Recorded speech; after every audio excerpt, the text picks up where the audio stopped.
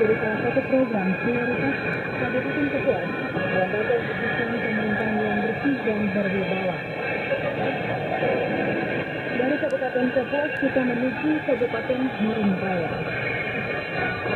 Hasil dari Kecamatan Permata Intan berhasil dalam usaha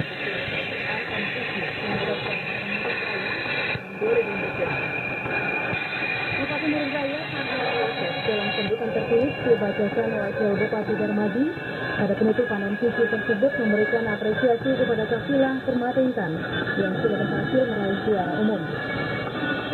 Diharapkan prestasi yang diraih dapat dipertahankan dan ditingkatkan untuk MCC selanjutnya juga dapat meraih prestasi sebagai juara umum.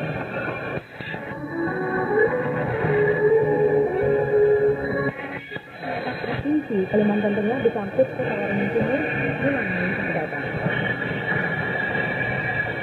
Dari Kabupaten Serian dikabarkan,